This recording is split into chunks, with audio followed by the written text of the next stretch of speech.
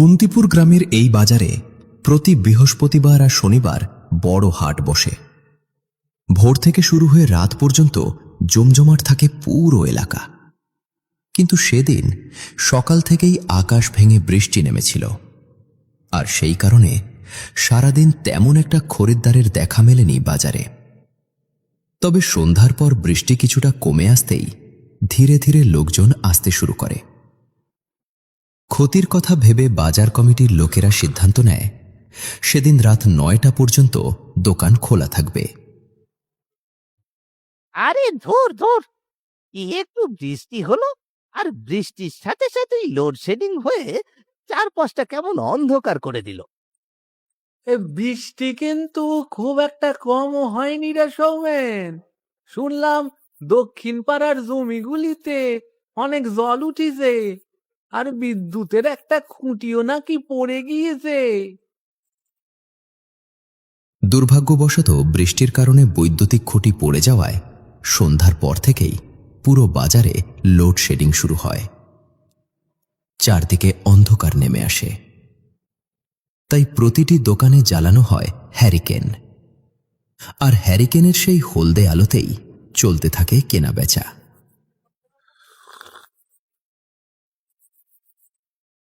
আমি খানিক আগেই ওদিক থেকে এলাম, কই কিছু শুনলাম না তো।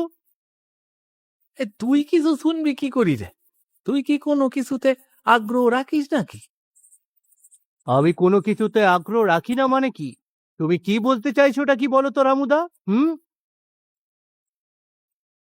সামান্য কথা নিয়ে রামু আর দীপনের রাগারাগি দেখে কিছুটা নড়ে চড়ে বসলেন কুন্তিপুর গ্রামের একমাত্র বয়োজ্যেষ্ঠ ব্যক্তি ভূপেন।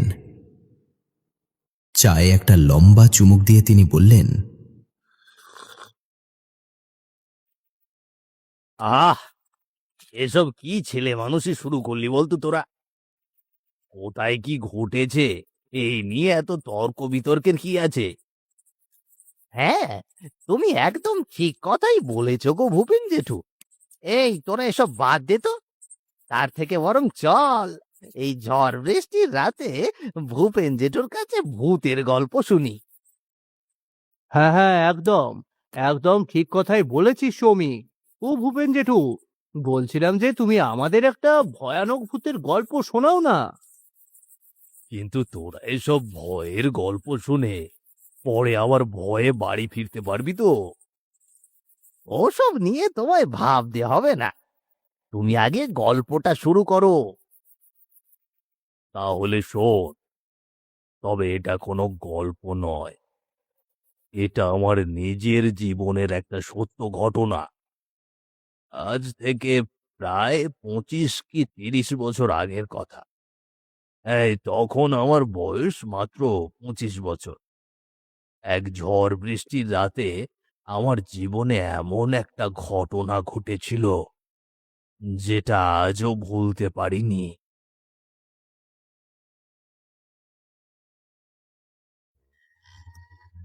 আজ থেকে প্রায় 25 বছর আগের কথা। তখন ভূপেন ছিল একেবারে তরতাজা যুবক। গ্রামেরই আরেক ছেলে কৌশিকের সঙ্গে প্রায় বড় মাঠে গরু চড়াতে যেত সে। সেদিনও নিজেদের গরুগুলো নিয়ে মাঠে এসেছিল তারা দুজনে। বন্ধু, এখানে আর একা একা কতক্ষণ বসে থাকবি বলতো? সকাল থেকে গরুর পেছনে ঘুরতে ঘুরতে আমার তো কোমরই ভেঙে যাবে বলে মনে আছে। তাহলে কি করবি? গরু চড়ানো ছাড়া তো আমাদের কোনো কাজও নেই। আমি আমি বলি কি, চল আমরা একটু নদীর ধারে গিয়ে বিড়ি টিড়ি খেয়ে আসি। গরুগুলো তো এখানে বাঁধাই আছে, কোথাও যাবে না। হুম, কথাটা খুব একটা মন্দ বলিসনি। চল, যাওয়া যাক। বলা মাত্রই আর এক মুহূর্ত দেরি না করে সাথে সাথেই গরুগুলোকে মাঠের মাঝখানে রেখে গল্প করতে করতে নদীর দিকে হাঁটতে শুরু করল ভূপেন আর কৌশিক।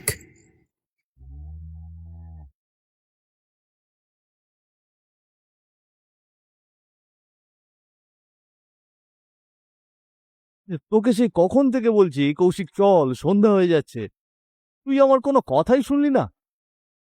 কতটা দেরি হয়েছে দেখ। তাতে কি হয়েছে? ওই একটু আধটু দেরি হলে এমন কিছুই হয় না। ওখানটায় গিয়ে শরীরটা কেমন চাঙ্গা হয়েছে সেটা বল। ভালো যে আমার লাগেনি সেটা বলবো না, ভালো আমারও লেগেছে। তবে গরুগুলোর জন্য ভীষণ চিন্তাও হচ্ছে। সন্ধ্যার পর তো কখনো গরুগুলোকে এভাবে মাঠে রাখিনি। আরে কিছুই হবে না, তুই অযথাই বেশি বেশি ভাবছিস। গল্প করতে করতে কখন যে অনেকটা সময় কেটে গিয়েছিল সেটা যেন টেরই পায়নি তারা। কিন্তু মাঠে ফিরে এসে দাঁড়াতেই সামনের দিকে তাকিয়েই ধপ করে উঠল ভূপেনের বুকের ভেতরটা।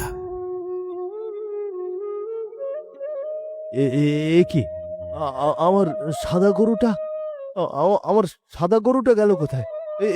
এইখানেই তো বাঁধা ছিল। কোথায় আবার যাবে? এই আশেপাশেই হয়তো আছে, ভালো করে দেখলেই পাওয়া যাবে। আমি তোকে বারবার বলেছিলাম এতটা দেরি করিস না কৌশিক, তুই শুনলি না আমার কথা। এখন এখন আমার সাদা গরুটাকে কোথায় পাবো?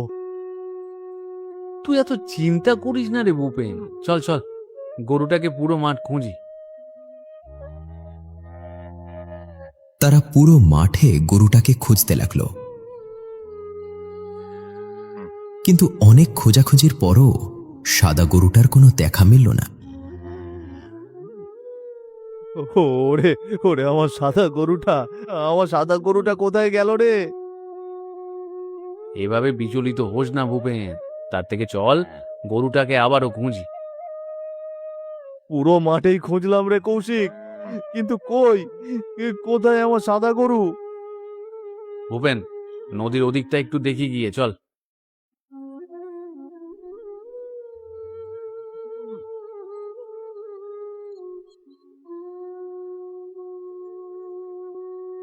কুন্তিপুর গ্রামের বড় মাঠের পাশ দিয়েই বয়ে চলে গিয়েছে খুব সরু ও ছোট্ট একটা শাখা নদী।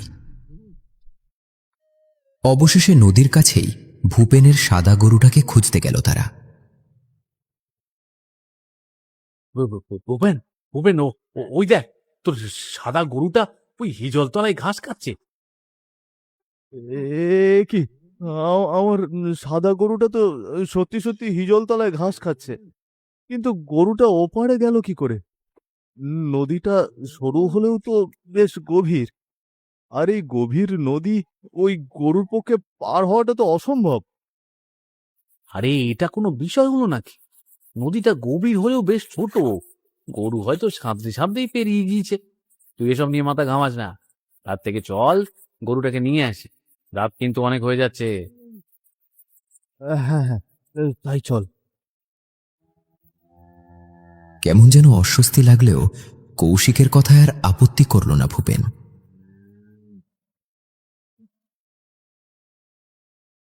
এরপর সেখানে গিয়ে গরুটাকে ধরে নিয়ে আবারও হাঁটতে শুরু করল তারা দুজন।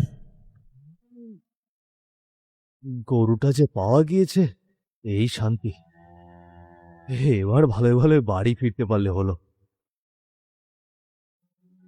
নদীর ওপার থেকে গরু ফিরিয়ে আনতে আনতেই সন্ধ্যা পেরিয়ে রাত 7:30 বেজে যায় ভূপেন ও কৌশিকের।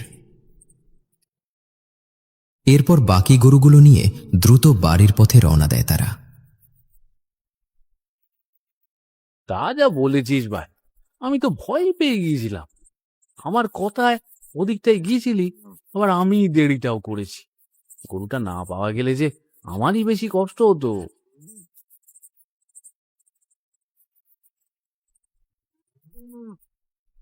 আরে আরে, গরুটা এভাবে ছুটছে কেন? এই এই দাঁড়া, এই দাঁড়া। কৌশিক, গরুটা তো জঙ্গলের দিকে চলে গেল রে, এখন কি করব বলতো? এক কাজ করি, চল বাকি গরুগুলোকে গাছের সঙ্গে বেঁধে রেখে ওই গরুটাকে নিয়ে আসি। হ্যাঁ, ঠিক বলেছিস, তাই করতে হবে। সাদা গরুটা পালিয়ে যেতেই বাকি গরুগুলোর আচরণও অস্বাভাবিক হয়ে উঠল মুহূর্তেই। পরিস্থিতি নিয়ন্ত্রণে আনতে আর এক মুহূর্তও দেরি না করে বাকি গরুগুলো গাছের সাথে বেঁধে সাদা গরুটাকে খুঁজতে জঙ্গলের ভেতর চলে গেল তারা।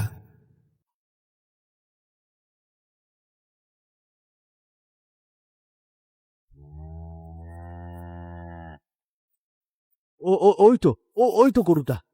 যাক বাবা, অবশেষে পাওয়া গেছে। আর কোনো চিন্তা নেই। পাওয়া যখন গিয়েছেই, তখন এখানে আর দাঁড়িয়ে না থেকে চল গরুটা নিয়ে আসি।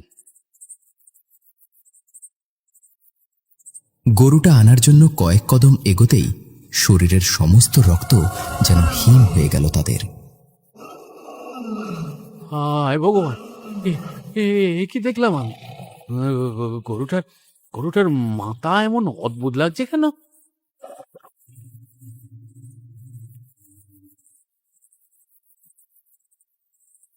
সত্যি তো, গরুর মাথায় এটা কি? আমার কি মনে হচ্ছে বলতো? আমার মনে হচ্ছে এটা কোনো গরু নয়, এটা অশরীরী কিছু। মানে আসার সাহস পেলি কি করে? তোরা জানিস না এখানে কেবল আমার রাজত্ব চলে। কিন্তু কিন্তু তুমি কে? আমি যেই হই না কেন, আজ আমার হাত থেকে তোদেরকে কেউ বাঁচাতে পারবে না। কৌশিক, আর দাঁড়িয়ে থাকিস না, পালা।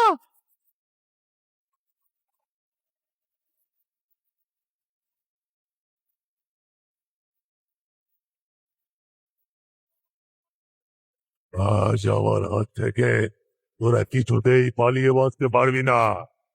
তোদেরকে আজ আমি চিবিয়ে চিবিয়ে খাবো। উম্মা।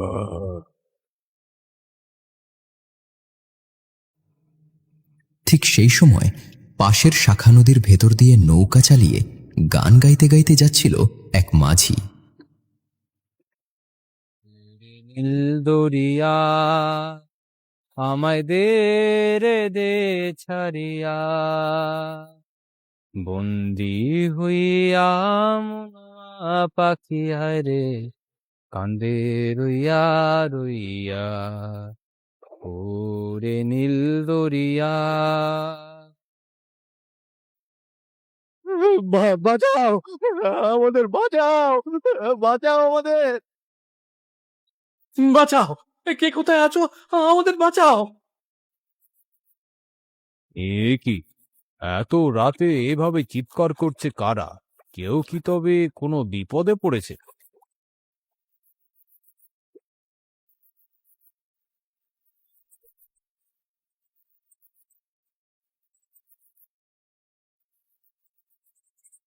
ভয় নেই, তোমাদের কোনো ভয় নেই।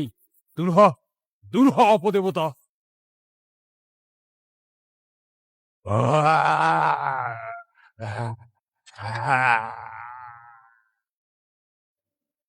হ্যারিকেনের আগুনের আলো পড়তেই বিকট চিৎকার করে জঙ্গলের অন্ধকারে মিলিয়ে গেল সেই অভিশপ্ত প্রাণী। চলো, এইখানে আর এক মুহূর্ত দাঁড়িয়ে থেকো না, চলো তোমরা।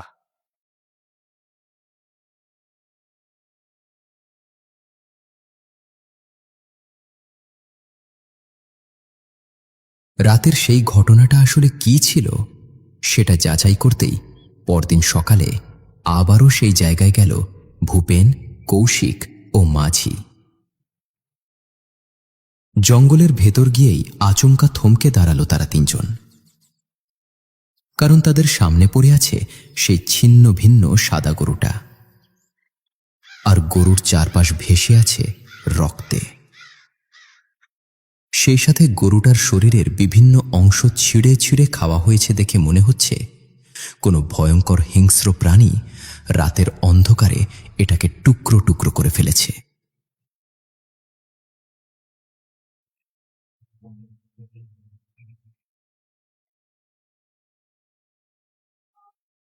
ও জেঠু, তোমরা সেদিন যে জিনিসটা দেখেছিলে সেটা আসলে কি ছিল?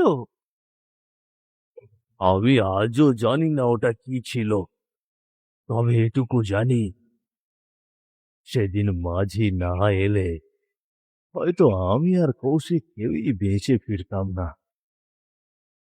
তারপর আর কখনো কি এই জঙ্গলে গিয়েছিলে? না রে, আর কখনোই যাইনি, দিনের বেলাতেও না। বুঝলি তো, কিছু কিছু জায়গা আছে যেগুলো থেকে দূরে থাকাই ভালো। ধুর, এসব শুনে এখন আমার বাড়ি ফিরতে হবে ভাবতেই কেমন যেন গাটা একেবারে ছমছম করছে। আরো একই অবস্থা ভাই।